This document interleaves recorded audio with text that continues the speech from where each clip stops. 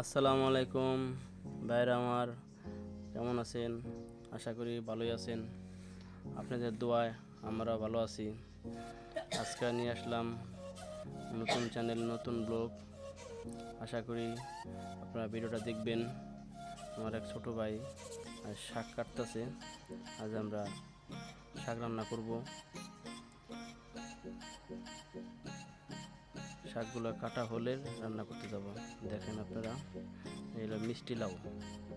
মিষ্টি লাউ অনেকে বলে মিষ্টি কুমড়া, মিষ্টিটা আমরা বলি মিষ্টি লাউ। ওই অনেক কিছু উপরে চলে গেছে, আর একটু উপরে গেলে উপরে আমরা একটা ডাল বানিয়ে দেব। দুইটা মিষ্টি লাউ আসছে, ছোট ছোট দুইটা আসছে, ওটা বড় হয় নাই। বড় হওয়ার পরে ভিডিওগুলো আবার দেবো, আবার দেখাবো। এই আজ হলো আমরা কলমি শাক কাটবো। কলমি শাক কেটে কলমি শাক রান্না করবো। দেখেন মাশাআল্লাহ, অনেক আছে, তাজা আছে, কালো আছে। আমরা এই জায়গায় সার ব্যবহার করি, জৈব সার ব্যবহার করি। আর সবচেয়ে বড় কথা হলো আমাদের পানি খুব কম দেওয়া লাগে, বেশি দেওয়া লাগে না। কারণ আমাকে এই জায়গায় এসির পানি পড়ে, এসির আউট যে পানিটা, ওই পানিটা বাইরে পড়ে। তা ওই জায়গায় আমরা গাছ লাগাইছি, ওই জায়গায় আমাকে পানি দিতে হয় না বেশি। অনেক বড় করলে পার অনেক কলমি শাক অনেক বেশি হয়ে গেলে তখন পানি দিতে হয়, এমনি পানি দেওয়া লাগে না। আমাদের এই মিষ্টি লাউ জন্য আলাদা জৈব সার অনেকগুলো আনা হয়েছে। মাঝে মাঝে দেই, বেশি বেশি করে পানি দিই, যাতে ও রসটা পায়, অনেক বড় হতে পারে।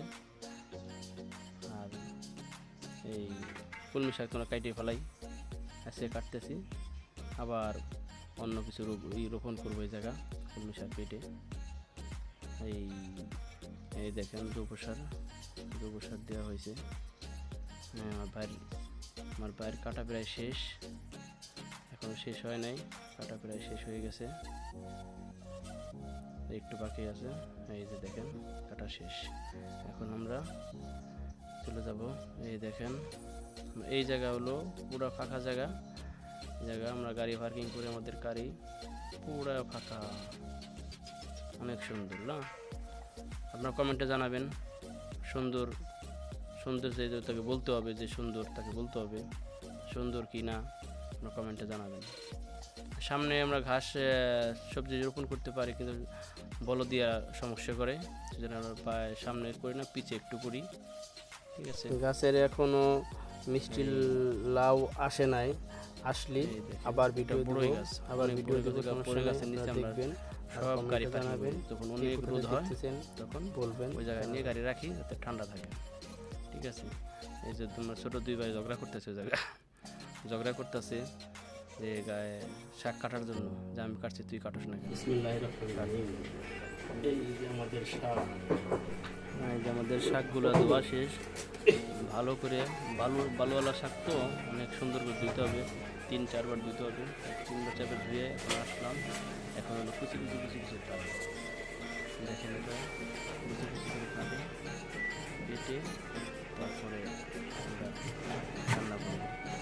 আর আপনারা পরবর্তীতে ভিডিও দেখার জন্য বেল আইকনটা চাপ দিবেন, সাবস্ক্রাইব করবেন। আপনারা হয়ে গেলে আমরা রান্নার ভিডিওটা বড় করা যাবে না, পরবর্তীতে বড় করলে, কারণ নাকি পছন্দ করে না, হয়ে গেলে পছন্দ করে।